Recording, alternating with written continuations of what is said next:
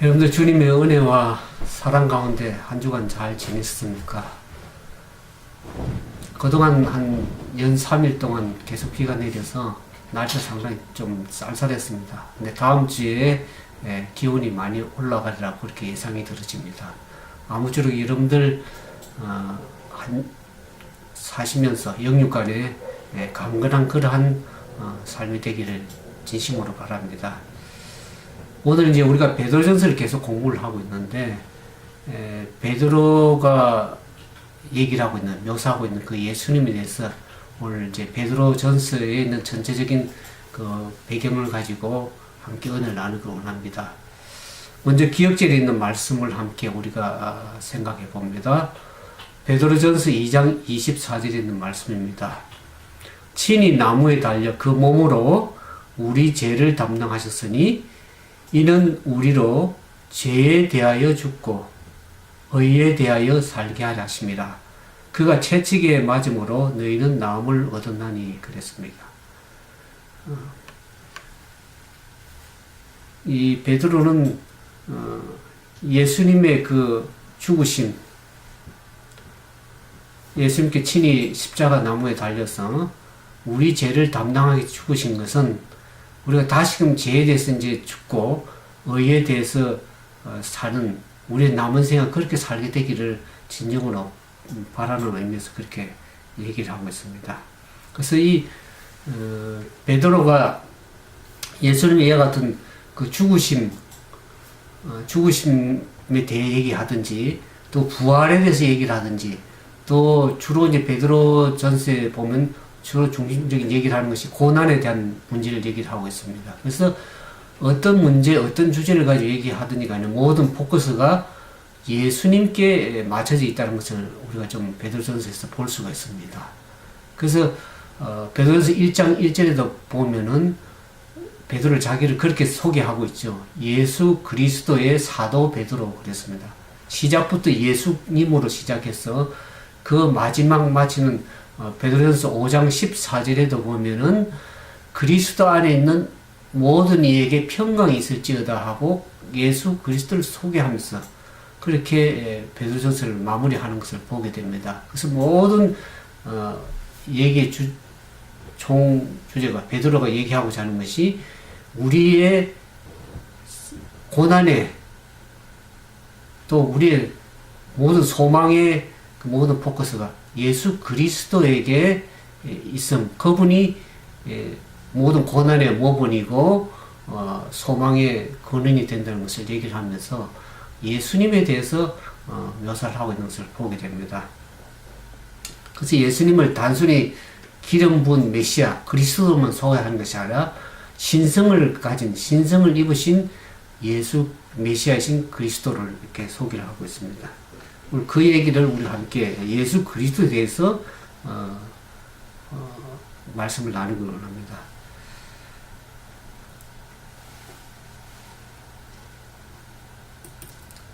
먼저 우리의 희생제물이 되신 예수님. 여기 베드로전서 1장 18절 19절의 말씀에 보면 너희가 알거냐 너희 조상이 물려준 헛된 행실에서 대속함을 받은 것은 은이나 금같이 없어질 것으로 된 것이 아니요 오직 흠없고 점없는 어린 양 같은 그리스도의 보배로운 피로 된 것이다. 그렇게 얘기를 하고 있습니다. 우리가 성경의 중심 주제가 뭡니까? 타락한 인류를, 죄된 인류를 구원하고자 하는, 구속하고자 하는 하나님의 사역을 얘기를 하고 있습니다. 우리가 처음 창세기부터 계시록까지 창세기도 보는 것처럼 창세기 1장부터 2장에 죄가 없다가 3장에 아담이 하가 범죄함으로 인해서 죄가 들어오게 됐습니다. 지구에. 그래서 창세기부터 시작해서 계시록까지 창세기 3장에 보면 잃어버린 자를 찾는 그 하나님에 대해서 계속 성경이 얘기를 하고 있습니다. 인류가 범죄함으로 말미암아서 하나님께서 아담과 하에게 아담아 어디 있느냐 하고 찾아오시는 그 하나님으로 소개하고 있습니다. 잃어버린 자, 죄인들을 찾아 구원하시고자 하는 하나님의 열망이 찾으시는 그 하나님을 창세기부터 시작해서 계시록까지 좀 우리가 살펴볼 것 있습니다. 그래서 여기 베드로전서 1장에도 보는 것처럼 우리를 그 죄된 상태에서 구원한 구속함을 받은 것은 금과 은같이 없어질 것으로 된 것이 아니고 오직 흠없고 점없는 어린 양 대신 예수 그리스도께서 죽으심으로 알미암아서 그분의 보배로운 피로 우리가 구속함을 받았다고 얘기를 하고 있습니다. 그래서 이 희생제물, 여기 이제 사도 바울도 골로새서 1장 13절 14절에 보면 그가 우리를 흑암의 권세에서 건져내사 그의 사랑의 아들 나라로 옮기셨으니 그 아들 안에 우리가 구속함 곧 제사함을 받았다 그랬습니다. 그분이 우리를 죄에서 구속하기 위해서 그분께 희생제물이 되셔서 십자가에 죽으심으로 말미암아 우리가 제사함을 입었다고 그렇게 얘기를 하고 있습니다. 그래서 여기 보면 그분께서 우리를 대속하기 위해서 구속함과 연관돼서 희생제물 대신 예수님과 그분 때문에 우리가 구속함을 입었다고 얘기를 하고 있습니다. 우리가 이제 이 성소 문제에 보면 죄가 어떻게 도말되는지 우리가 제사함을 받는지를 잘 얘기를 하고 있습니다. 구약의 제사제도에 보면 성소에 보면 성소제도에서 성소에 이제 죄를 범한 이스라엘 백성이 어떻게 합니까? 흠없고 점없는 어린 양을 잡아서 성소에 들여서 양을 잡죠. 그래서 이제 직접 그 죄를 범한 사람이 양에게 안수하고 그 양을 잡죠. 양을 잡아서 그 피를 받아서 그 제사장이 어떻게 합니까? 제사장이 제단에 피를 바르고 제단 밑에 부었습니다. 그래서 그 죄인의 모든 죄가 그 안수한 양에게 모든 죄가 전가되어서 그 죄인을 대신해서 양이 죽음으로 인해서 그 죄가 사해지는 그러한 표상적인 구약의 표상적인 것을 통해서 신약에서 실제 대신 예수님이 어린 양 대신 예수 그리스도께 희생제물로 죽으심으로 말미암아서 우리 죄가 사해진다고 하는 그러한 실체가 되신 예수님이 오셨죠. 그래서 구약에는 표상이고 신약에 와서는 예수님이 실제 십자가에 죽으심으로 우리가 제사함을 받았다, 대속함을 받았다고 얘기를 하고 있습니다. 그래서 여기 보면 영감의 교훈에 교회적은 7권 266페이지 그와 같은 말씀이 있습니다. 희생제물 대신 그리스도에서 이렇게 표현을 하고 있습니다. 천사들은 세상에 대한 그리스도의 사명을 두려움과 놀라움으로 본다. 그들은 사람들의 죄를 위한 희생제물로 자신을 바치도록 그분을 움직인 사랑에 놀란다. 그러나 사람들은 그분의 피의 대가를 얼마나 가볍게 생각하는가. 예수님께서 죄인들을 대신해서 인류를 구원하고 십자가에 죽고자 한 그 대신 십자가에 구원하고자 하는 그 희생적인 그 사랑에 천사들은 두려움과 놀라움으로 이렇게 경외심으로 바라보는데 사람들은 얼마나 그분의 사랑을 가볍게 생각하는가. 그래서 이 구약에 보면은 이스라엘 백성들이 이제 그 제사 제도를 드릴 때 희생제물 또 여러 가지 헌물들을 주님 앞에 가지고 올 때 그 선지자들이 그 책망을 하는 것을 보게 됩니다. 이 이사야 1장 11절에 보면 여호와께서 말씀하시되 너희의 무수한 재물이 내게 무엇이 유익하노? 나는 수양의 번제와 살찐 짐승의 기름에 배불렀고 나는 숫송아지와 어린 양이나 수의 염소의 피를 기뻐하지 아니하였도다. 그랬습니다. 무수한 헌물을 재물을 드리지 말라는 것이 아니라 그 드려지는 재물과 아울러서 무엇을 드리길 하나님이 기뻐하십니까? 하나님의 말씀에 귀를 기울이고 그분의 말씀에 순종하는 법에, 하나님 말씀의 법에 순종하기를 더 하나님이 기뻐하시는 것입니다. 그래서 선지자는 계속해서 그들이 그냥 이사야 보면 성전뜰 마당만 밟는 그것을 밟는다고 얘기하고 있습니다. 우리가 하나님의 교회 갈 때 여러 가지 헌물을 드리는 것도 중요하지만 그것과 아울러서 우리의 마음이 하나님 말씀에 순종하는 매일의 삶이 되기를 하나님 원하십니다. 그래서 그 희생 제물 대신 예수 그리스도가 죽으신 것은 실체가 오셔서 돌아가심으로 우리가 이제 제3을 받은 우리가 하나님 말씀에 순종해서 살아가는 그런 거룩한 삶, 죄에 대해서 죽고 의에 대해서 살아야 된다고 하는 예수 그리스도의 의에 대해서 무엇인지를 배우고 그분의 의에 힘입어서 살아가기를 하나님, 예수님 원하시는 것입니다.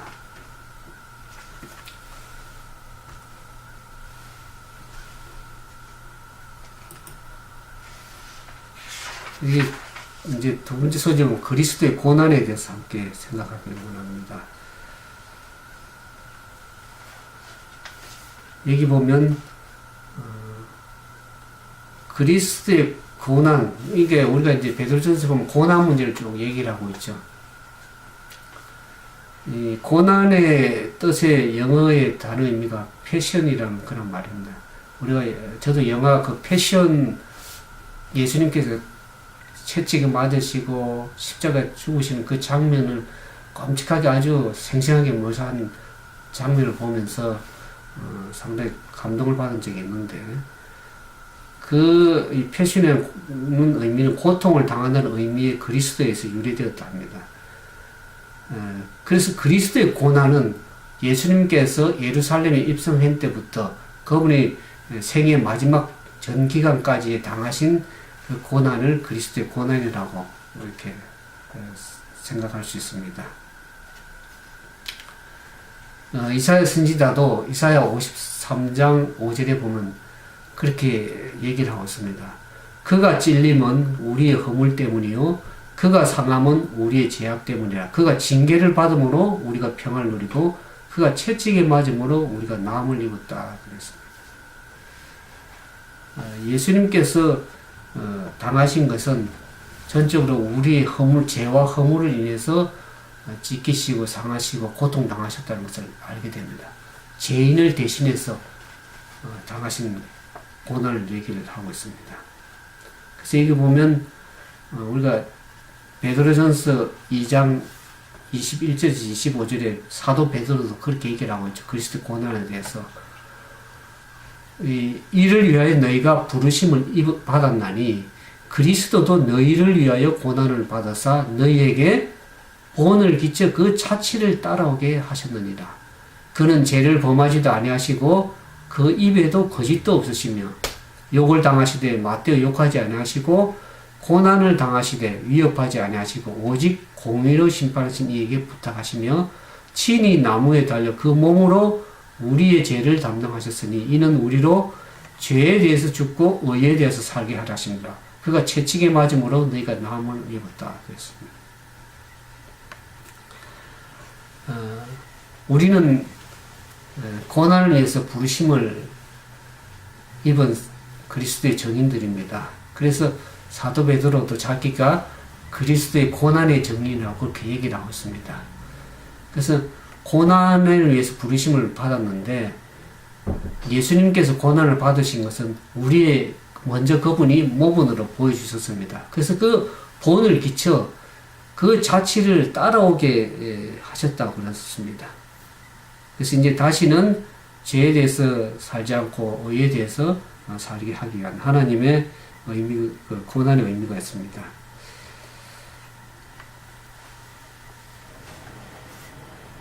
그래서 이사야 53장에 쭉 보면 예수님께서 어떻게 고난을 당하신지를 쭉 얘기를 하고 있습니다. 이사야 53장 1절에서 12절에 보면 그는 멸시를 받아 사람에게 실어버린 바 되었다 그랬습니다. 간고를 많이 겪었으며 그는 실로 우리의 질고를 지고 우리의 슬픔을 당하였다 그랬습니다. 그분이 고난을 당하신 것은 우리의 허물과 우리의 죄 때문에 그분이 질고를 겪고 간고를 겪고 슬픔을 당하셨습니다. 그니 우리가 그분을 생각하면서 우리가 어떤 마음을 가지고 어떤 자세로서 고난을 대하고 그리스도의 고난에 동참하고 해야 될지를 생각하게 됩니다. 여기 보면 예수님의 그 십자가에 죽으신 장면을 시대의 소망, 영감의 경우는 그렇게 시대의 소망 753페이지에 그렇게 얘기를 하고 있습니다. 그리스도께서는 범죄한 인류를 위하여 자비가 더 이상 탄원되지 않게 될 때에 죄인이 느끼게 될 고민을 느끼셨다. 그분이 마신 잔을 그처럼 쓰게 하고 하나님의 아들의 심장을 파열시킨 것은 인류의 대속자이신 그분에게 아버지의 진노가 쏟아지게 만든 죄에 대한 의식이었다. 그랬습니다. 하나님의 아버지께서 그 아들 예수 그리스도를 십자가에 죽으실 때 인류가 죄를 보면서 죽으실 그 죄에 대한 고통을 그분이 하나님과 끊어지는 그 관계의 고통을 그 몸속 고통을 예수님이 다 당하셨습니다. 인류가 겪어야 될 그 죄로 인해서 당할 그 고통을 예수님께서 대신 다 고통으로 겪어주셨다는 것을 얘기하죠. 그러니 얼마나 우리는 감사합니까? 부모가 자녀가 범죄하면 잘못한 것을 부모가 대신 다 겪기를 원하는 부모의 심정입니다. 어떤 부모는 자녀가 범죄해서 감옥에 가고 죽어야 될 그 처지에 자기가 대신 자기가 아들은 아무 잘못이 없고 자기가 죄를 범했다고 자기가 모든 누명을 쓰고 감옥에 가기를 원하는 그 부모도 있는 것을 보게 됩니다. 아무쪼록 예수님께서는 우리 영적 부모 되시는 그 예수님께서 우리의 모든 죄로 인해서 고통당하고 죽어야 될 그 끔찍한 고통을 대신 당하시고 하나님의 진노를 쏟아지게 한 그 죄를 몸소 체험하시고 겪으시고 우리 대신 십자가에 죽으신 것을 그래서 그분이 죽으신 것은 하나님 아들 심장이 파열되었다고 그랬습니다. 범죄한 인류를 위한 대신해서 그 고난을 겪으셨다 그랬습니다.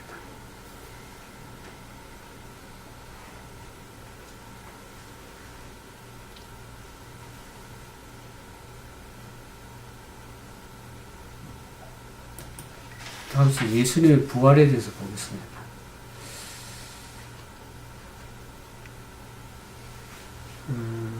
여기 보면 베드로전서 1장 3절에서 4절에 보겠습니다. 우리 주 예수 그리스도의 아버지 하나님을 찬송하리로다. 그의 많으신 긍휼대로 예수 그리스도를 죽은 자 가운데서 부활하게 하심으로 말미암아 우리를 거듭나게 하사 산 소망이 있게 하시며 썩지 않고 더럽지 않고 쇠하지 않은 유업을 있게 하시나니 곧 너희를 위하여 하늘에 간직한 것이라 그랬습니다.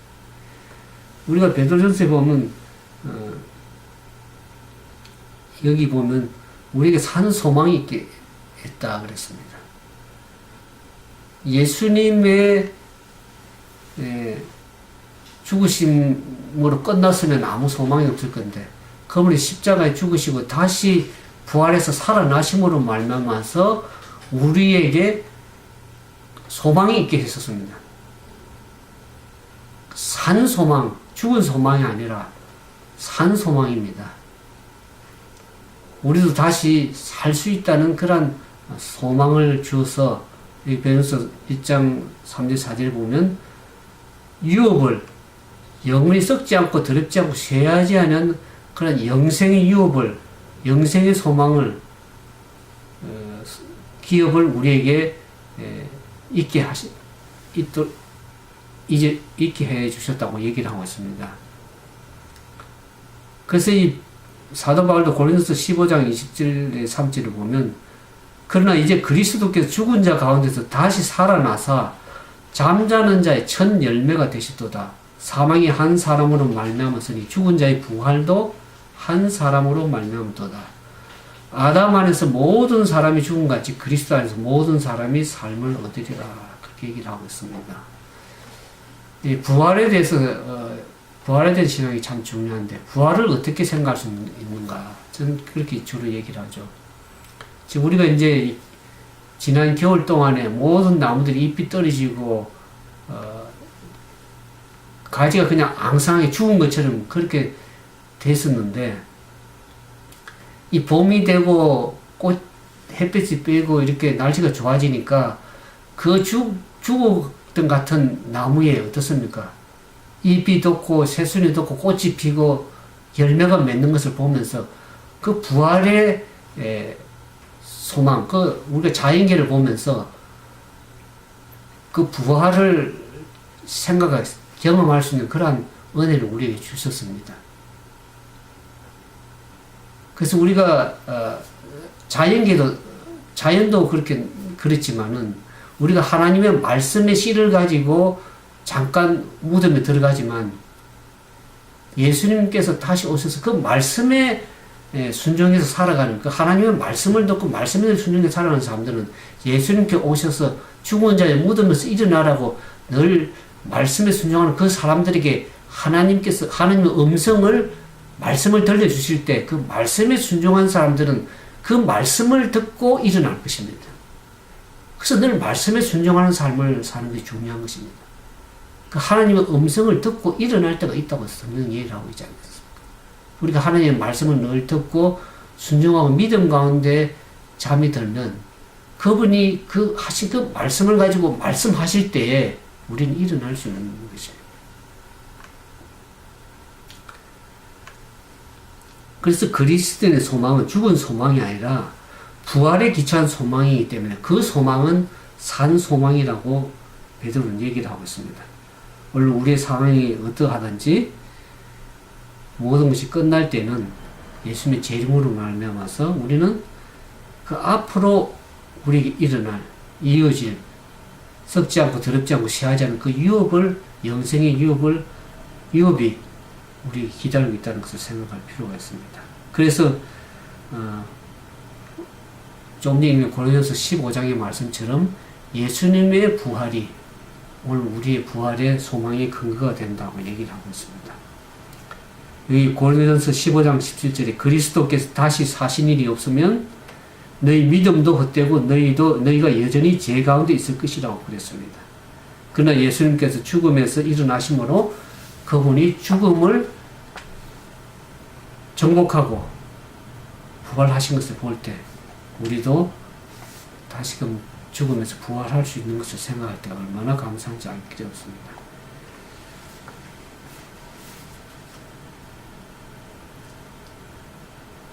그래서 빌립보서 3장 10절에 11절에 보면 사도 바울도 그렇게 얘기하고 있죠. 내가 그리스도와 부활의 권능과 그 고난의 참여함을 알려하여 그의 죽으심을 본받아 어찌하든지 죽은 자 가운데서 부활에 이르려 하노니 그렇게 얘기를 하고 있죠.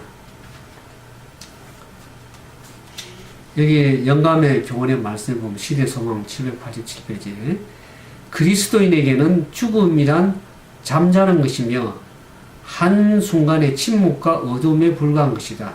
생명이 그리스도와 함께 하나님 안에 감추어져 있으며 우리 생명이신 그리스도께서 나타나실 그때에 너희도 그와 함께 영광 중에 나타날 것이다.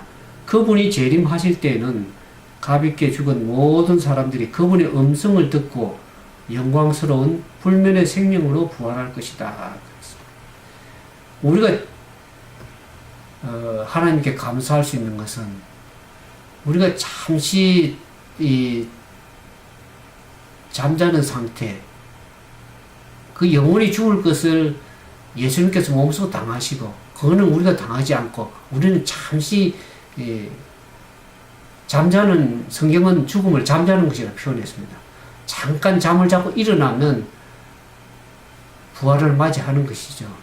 그래서 영원히 죽는 것을 그 죄를 예수님이 담당하시고 우리에게는 잠깐 쉼을 무덤 속에 잠깐 잠자는 것처럼 쉼 후에 다시 부활할 수 있는 그 은혜를 우리에게 베풀어 주신 것이어서 얼마나 감사한지 알 길이 없습니다.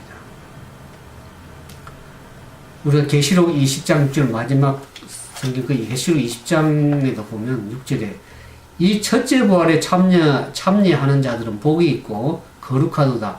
둘째 사망이 그들을 다스리는 권세가 없고 도리어 그들이 하나님과 그리스도의 제사장이 되어 천년 동안 그리스도로 더불어 왕노릇하리라. 첫째 부활에 참여하는 자들. 제 주변에 보면 그분이 이제 돌아가셨지만 주 안에서 잠드셨지만은 매일 얘기하는 것이 자기는 첫째 부활에 하기가 참 힘들 것 같다. 자신이 없다. 그렇게 얘기를 하는 분을 봤습니다. 늘 얘기가. 그래서 내가 그러면서 어떻게 신앙생활을 하십니까? 근데 그분이 늘 말씀을 예배 속에 말씀이 끝나면 큰 소리를 아멘 그러면 그런데 첫째 부활에 참여할 자신이 없다는 거예요. 자기는 첫째 부활에 참여를 못할 것 같다. 그 얘기예요. 그래서 어떻게 그렇게 신앙생활을 하고 교회 열심히 참석하는지 내가 참 좀 의아심을 가질 때가 있었습니다. 이 첫째 부활에 참여하는 자는 복이 있고 둘째 사망은 그들을 다스릴 권세가 없다 그랬습니다. 죽음을 일으키고 사망을 정복한 그 예수 그리스도로 인해서 다시 한번 소망 가운데 부활의 소망을 가지고 살아가는 그런 삶이 되기를 원합니다. 그래서 우리가 앞으로 있을 그 영생의 부활의 소망이 확실하다면 우리의 죽음 가운데 그렇게 슬퍼하거나 절망지지 않을 것이라고 얘기를 하고 있습니다. 세상 사람들은 이 땅이 사는 것이 마지막이기 때문에 어떻게 이 땅에서 모든 것을 누려보고 즐기다가 움켜쥐려고 그러는데 우리는 이 부활의 소망이 있는 사람도 어떻습니까? 그래 죽음 앞에 너무 애통하지 않죠. 물론 죽음이 슬픔을 가져오지만은 우리가 잠깐 잠을 자고 일어나면 그 위에는 주님의 재림이 있으면 그 재림의 소망 가지고 부활의 소망이 있기 때문에 우리가 그렇게 슬퍼하거나 절망치 않을 수 있는 것입니다.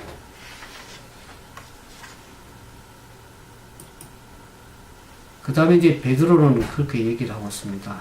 메시아신 예수님. 우리가 이 마태복음 16장 15절 16절에 보면 예수님께서 제자들에게 묻습니다. 사람들이 인자를 누구라 하느냐? 그러니까 제자들에게 얘기하죠. 사람들이 예수님을 선지자다. 그다음에 뭐 예레미야다. 뭐 이렇게 여러 얘기를 하고 있을 때 예수님께서 그러면 제자들 향해서 너희들은 나를 누구라고 어떻게 생각? 나를 누구라고 부르냐? 나를 누구라고 하느냐? 이렇게 질문할 때 베드로가 어떻게 얘기하고 시몬 베드로가 마태복음 16장 16절에 주는 그리스도시요 살아계신 하나님의 아들이시니다. 그렇게 얘기를 하고 있습니다. 이 그리스도는 말은 기름 부음을 받는 메시아를 얘기를 하고 있죠. 그 말을 할 때 이 기름 부었다는 이 말을 얘기를 할 때 메시아라고 얘기할 때 베드로가 그 예수님에 대해서 얼마나 그 그리스도에 대해서 알고 있었을까 하는 생각을 하게 됩니다. 그 말을 한 이후에 예수님께서 어떻습니까? 모든 사역의 그 전환점이 그 이후로부터 베드로가 주는 그리스도시로 사라진 하나님의 아들입니다 하고 얘기를 한 이후에 모든 제자들 동일하게 예수 그리스도께 메시아고 그리스도임을 이제 다 듣게 되었죠. 그 위에 예수님의 사역에 새로운 중단 전환점을 맞이하게 됐습니다. 그래서 예수님께서 내가 십자가에 달려 고난당하고 죽을 것을 얘기를 할 때에 사람들은 베드로도 그렇지만 그 예수님에 대해서 얼마큼 그리스도인지 메시아인지를 깊게 생각을 잘 못했습니다. 여기 보면 요한복음 7장 40절에 그 같은 얘기가 나죠. 메시아에 대한 사람들의 기대가 어떤 기대냐면 여기 보면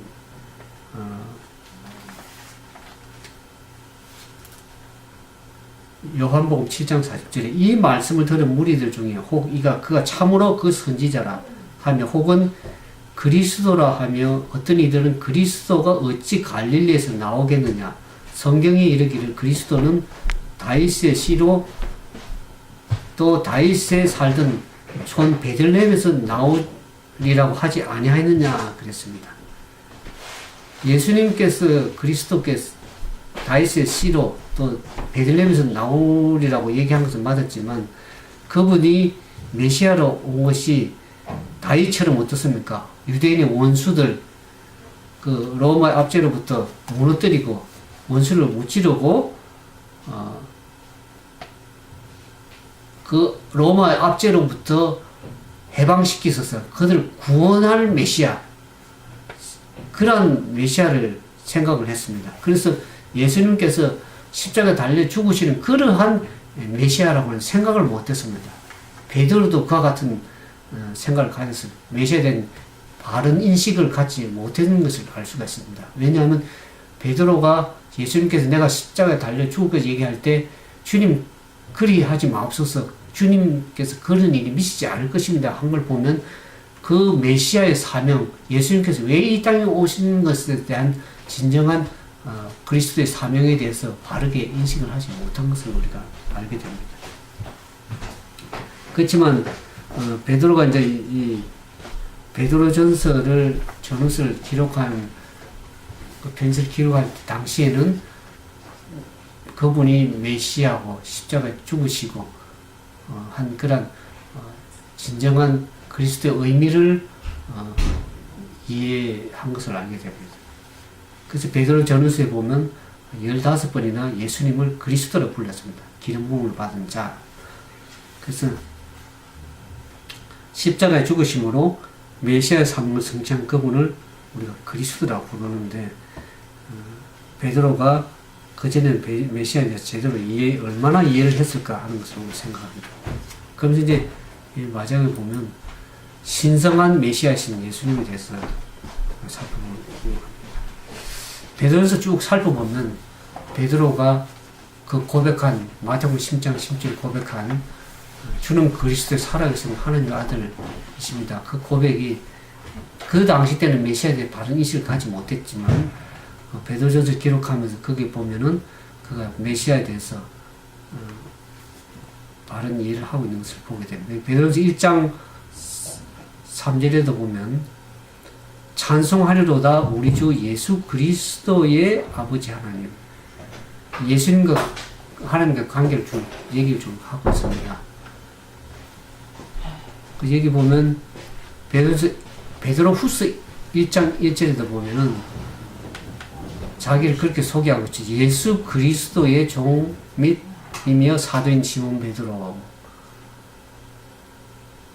우리 하나님과 구주 예수 그리스도의 얘기를 하고 있죠. 의의 힘이고 동일하게 보배로운 믿음을 우리와 함께 받은 자들에게 편지하노니 그렇게 얘기하고 있습니다. 베드로전서 1장 3절에도 보면 우리 주 예수 그리스도의 아버지 하나님을 찬송하리로다 그랬습니다.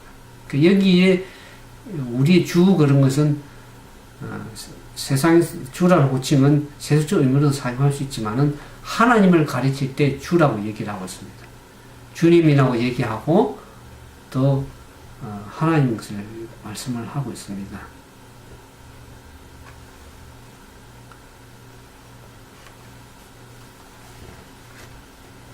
그래서 이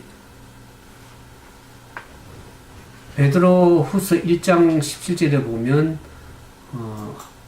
예수 그리스도를 하나님의 아들로 또 아버지의 관계에서 얘기를 하잖아요. 이는 내 사랑하는 아들이요 내 기뻐하는 자라 그런 음성을 들었습니다. 그래서 아버지와 아들과의 관계를 얘기를 했었고 그 다음에 여기 보면 요한복음 1장 1절에 보면 이렇게 얘기했죠. 태초에 말씀이 계시니 이 말씀이 하나님과 계셨으니 이 말씀은 곧 하나님이라 그랬습니다. 그러면서 쭉 이제 요한복음 1장을 쭉 살펴보시면 요한복음 1장 14절에 보면 이 말씀이 1장 1절에 말씀이 하나님이라고 그랬는데 1장 14절은 이 말씀이 육신이 되어 우리 가운데 거하심에 우리가 그 영광을 아버지 독생자의 영광이요 은혜와 진리가 충만하다 그렇게 얘기를 하고 있죠. 그러니까 그 말씀 되시는 그분이 육신을 입고 오셔서 그 하나님이라고 그렇게 얘기하고 있습니다. 요한복음에. 그러니까 그분이 아들로 이 땅에 오셨지만 그분은 하나님이시고 하나님과 동등되신 분이고 하나님이십니다. 하나님 아버님, 아들, 그 다음에 또 이 베드로서에 보면 성령에 대해서 얘기를 하고 있는데, 예, 많은 분들이, 어떤 분들은 특히 여호와 증인들은 보니까 삼위일체를 믿지를 않습니다. 하나님 아버님만 얘기를 하고 있습니다. 여호와, 야훼 이렇게 얘기를 하고 있습니다. 그래서 예수님은 뭐 피조물로 생각하는데 그 말씀이 실제 육체로 오셨 하나님이십니다. 신성을 육신으로 감추시고 오셨던 하나님이시죠. 그러면서 어떤 분들은 이 삼위일체를 부정한 그런 사람들이 있는 것을 보게 됩니다. 근데 우리가 이제 베드로 요한복음에서 보는 것처럼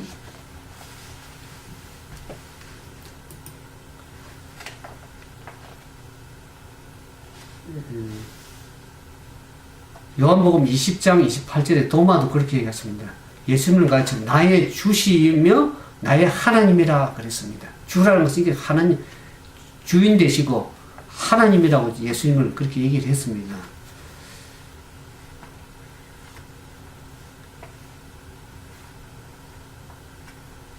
그래서 이 베드로 전서에도 보면 성령에 대해서 그렇게 얘기를 하고 있습니다. 베드로전서 1장 12절에 보면 하늘로부터 보내신 성령을 힘입어 그런 표현이 있고, 베드로후서 1장 21절에 보면 예언은 언제든지 사람의 뜻으로 낸 것이 아니요 오직 성령의 감동하심을 입은 사람들이 하나님께 받아 말한 것이다. 그게 하나님 예수 그리스도를 주라고 얘기를 하고 하나님을 얘기를 하고 그분과 아들과의 관계를 얘기를 하고 성령과도 얘기를 해서 그 삼위일체에 대한 것을 동시에 얘기를 하고 있습니다.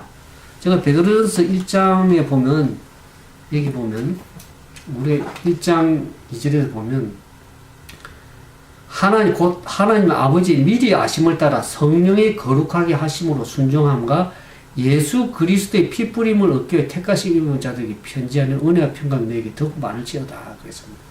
베드로도 하나님 아버지와 그 아들 예수 그리스도와 성령 안에서 있을 때 그 세 분의 삼일째 하나님으로 말미암아서 은혜와 평강이 우리 가운데 있을 수 있다고 얘기를 하고 있습니다.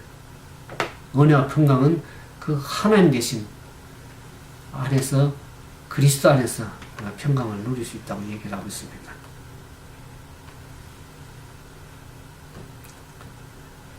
이제 거의 베드로전서를 이제 오늘 마치면서 우리가 고난 문제도 베드로가 얘기를 하고 있고 부활과 소망 다 얘기하는데 그 모든 것의 중심 대신은 예수 그리스도를 놓치면 안 됩니다. 우리의 삶의 주인 되시고 우리의 소망의 부활의 소망이 그런 대신 그 예수 그리스도 그분 때문에 우리가 제사함을 누리고 또 우리가 다시 한번 부활의 소망을 가지고 주 안에 잠들 수도 있다는 걸 생각하면서 우리가 늘 기쁨으로 그분이 우리에게 베푸신 큰 은혜를 생각하면서 늘 감사하고 소망 가운데 살아가는 우리 모두가 되기를 진심으로 바라면서 오늘 함께 베드로전서를 마치도록 하겠습니다. 함께 기도하겠습니다. 하늘에 계신 거룩하신 아버지, 저희들을 심히 사랑하셔서 죄로 말미암아 영원히 죽을 수밖에 없는 저희들을 불쌍히 여기사 우리의 죄와 허물로 십자가에 고난을 당하시고 고초를 당하시고 우리 대신에 죽으셔서 우리 다시 한번 죄사함을 누리고 그분이 다시 부활함으로 말미암아 부활의 큰 소망을 가지고 산 소망을 가지고 살게 하셨으니 참으로 감사합니다. 이 땅에 살면서 이질이 부질없고 소망 없이 살다가 죽을 저희들을 그 부질없는 소망 가운데 두지 아니하시고 살아있는 산 소망을 주셔서 어찌하든지 부활에 참여하고 그분 안에서 영생의 소망을 가지고 잠들 수 있도록 우리를 인도하신 하나님 은혜를 감사합니다. 우리가 그 죄로 말하면서 고통당하고 죽을 수밖에 없는 그 대가를 예수님 대신 당해주시고 그 희생을 통해서 우리가 살고 있음을 생각하면서 주님께서 우리를 그 고난의 모본을 보여주신 것은 이제 죄에 대해서 죽고 의에 대해서 살게 하신 하나님의 십자가의 그리스도의 고난을 모본으로 보여주셨사오니 아버지로 우리 부족한 죄들을 죄 가운데 두지 아니하시고 죄를 이기고 승리해서 그리스도의 의에 참여하고자 하는 그러한 믿음의 산 소망을 다 가질 수 있도록 축복해 주시옵소서. 우리를 이 시간까지 인도하신 그리스도 기름 부으심을 받으시고 우리를 다시는 살리려 재림하시는 그 예수 그리스도를 늘 믿음한데 소망한데 모시면서 주님을 바라보면서 늘 승리하는 한 주간 되기를 우리 주 예수님 이름으로 감사하며 간절히 기도드리옵나이다.